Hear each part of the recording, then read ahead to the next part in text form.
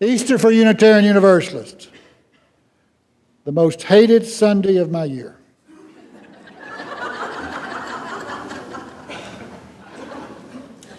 I have this funny obligation to think that I need to bring some information and some insight into hope to you guys, rather than just fill up your 15 minutes on Sunday morning.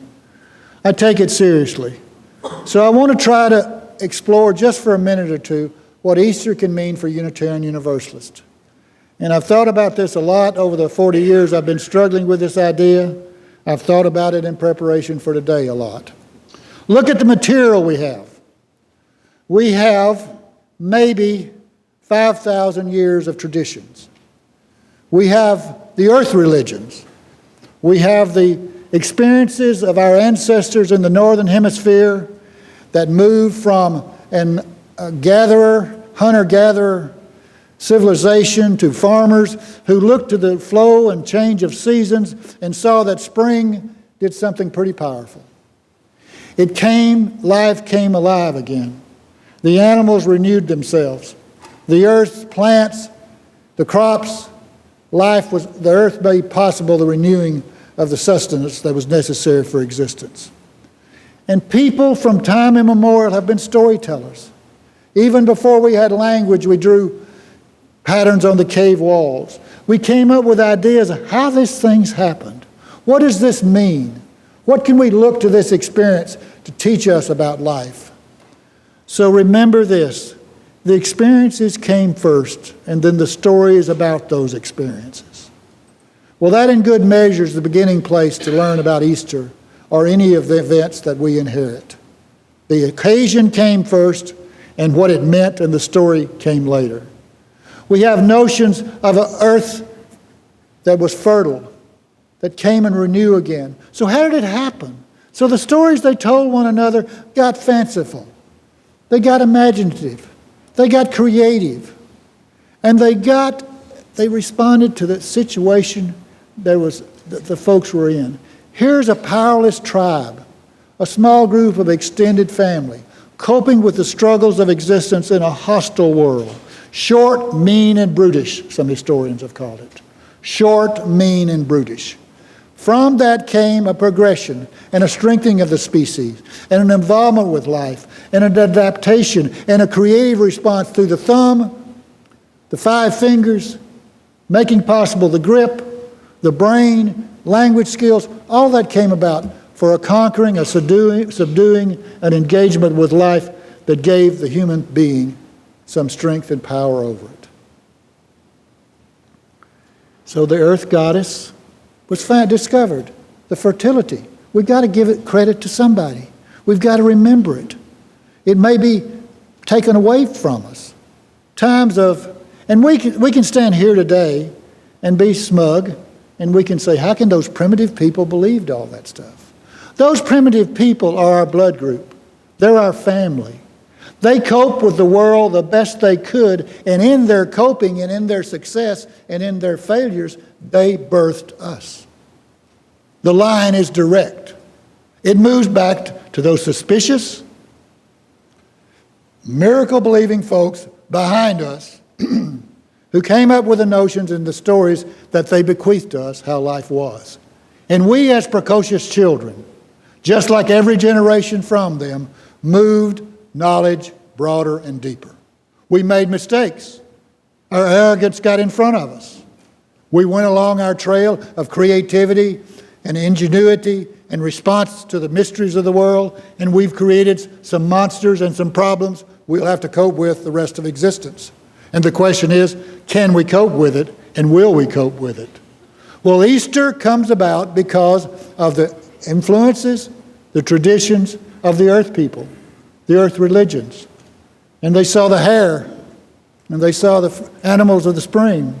And somehow they equated the hare, the rabbit's country cousin, with the renewal of nature and with the goddess of fertility.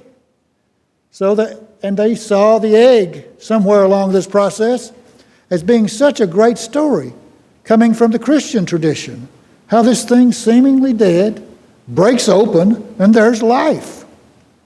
Life emerging from a sealed tomb, as the story of Jesus goes, the resurrection of the body and Jesus moving into the life again. Now, we can do individually what we need to do with those stories. I'm not up here to say they're wrong. I'm not up here to say they're false. I'm here to say they're part of our legacy. And they come to us for us to respond to them and figure out what we're going to do engaging them. What can they mean for us today? Jesus coming out of the tomb, ascending unto heaven, claiming the fact that the theologians that came after him, witnessing to that, said that proved the incarnation of God in the life of humanity. And the resurrection of that dead God in human form proved the validity of Jesus' message, that he was one of God. That's just gobbledygook to me. That doesn't have anything to do with my life. I've got to face my death. I've got to face my resurrections. I've got to face my failures myself, as you do too. I think for those of us in this room, I cannot speak for you, but I will venture to say that the idea of a resurrected God does not resonate with us. That does not give us a whole lot of hope. But maybe words of encouragement that tomorrow is going to be another day will. So we don't have to hold on to the miraculous. We don't have to hold on to the superstitious. We don't have to hold on to the supernatural to be faithful people. We can look at the planet. We can look at the laws that nature are imposing on us, and we are discovering. We can look at the accomplishments of our science, and we can say, this is good stuff. We don't need fanciful tales anymore. We need our children being little grubby things that they are, going, where are the eggs? Where are the eggs? I'd much rather see that than a docile child sitting in the corner. What's going on? You're in life to engage it. You're in life to find that Easter bunny. You're in life to catch Santa Claus coming down with the gifts. That's a part of our maturation process as our ancestors matured through all the generations. Consider this.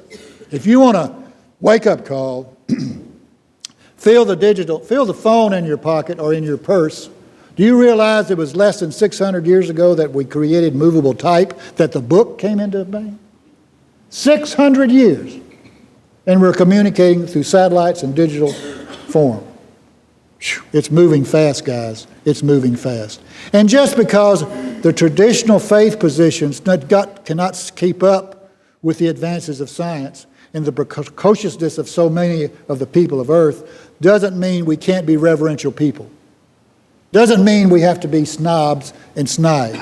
It doesn't mean we can disregard the rhythms that science and life has taught us. Life moves dependent on how we treat it. Oh, our individual lives are short-lived. If we're in it for us ourselves personally, hey, it ain't going to work. I hope you get to heaven. I hope you enjoy it. I won't be there.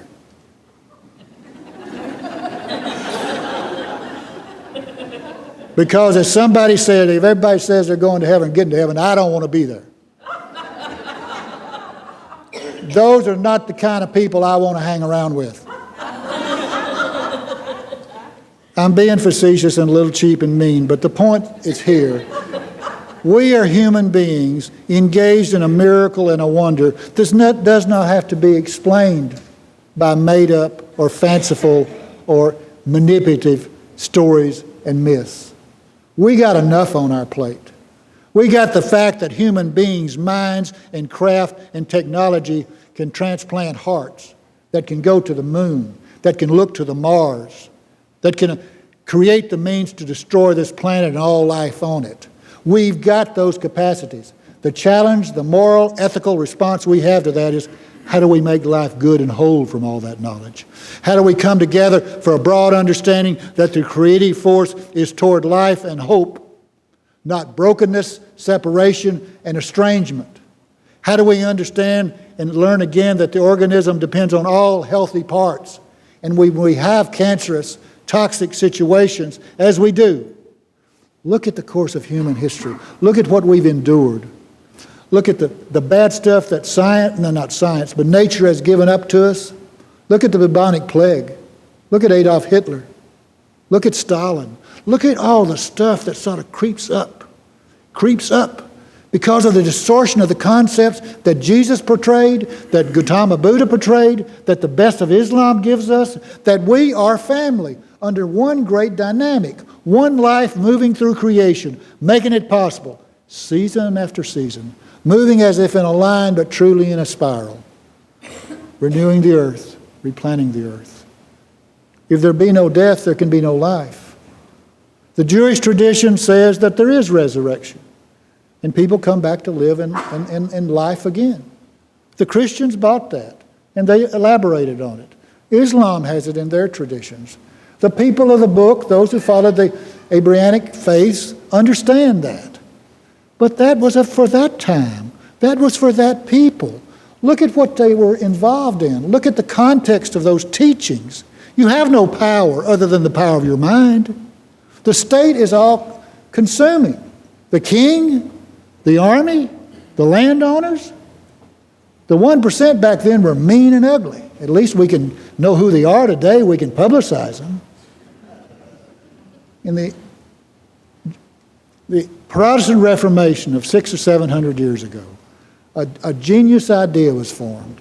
Martin Luther, the great reformer, and John Calvin, who would come after him, and our people, Michael Servetus, Francis David, others during that era came up with a unique notion, only 700 years ago, a total unique notion in human history, that nothing separated the believer from God.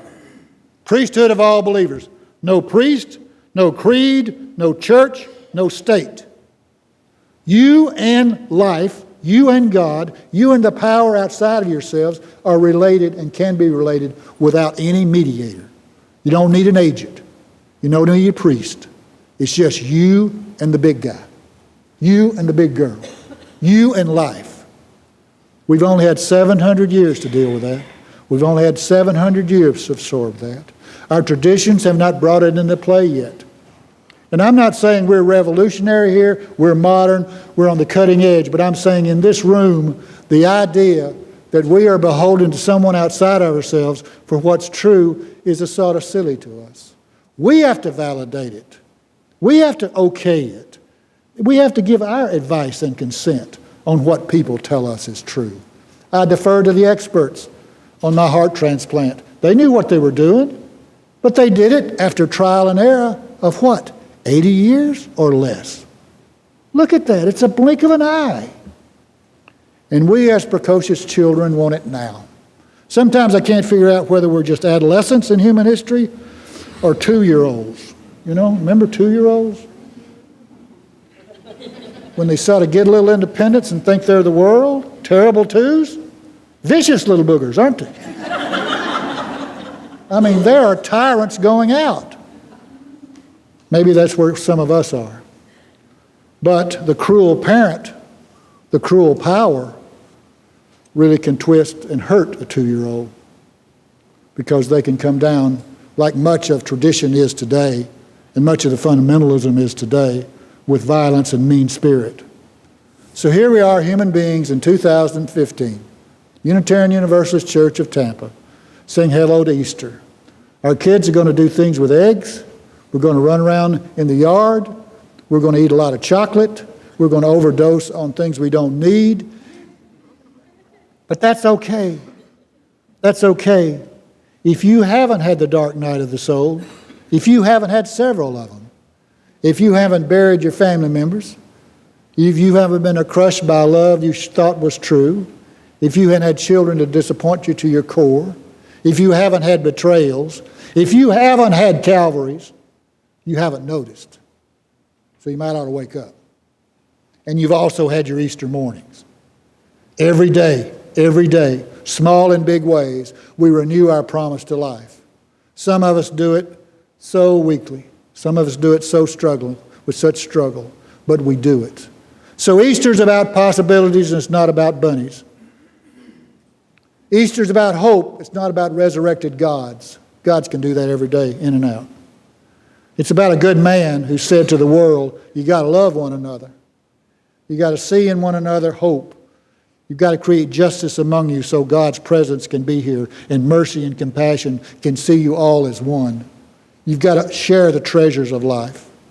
You got to renew them as you can. Now, I'm reading a lot into Jesus' ministry, but it's there. It's even made it through all the manipulation of the power brokers over 20 centuries in the New Testament. Read the Beatitudes. Read the good words. Read the parables he explained. They made it through history because it says something about a spirit that's positive and hopeful, beyond the powers of state, of church, of the owners. Why do you think Christianity was the favorite and was so important to the slave population in the United States? Because the gift of Christianity was for the dispossessed, not the owners. Next year, Jerusalem. Next year, the Holy Land. Next year, salvation, Jubilee.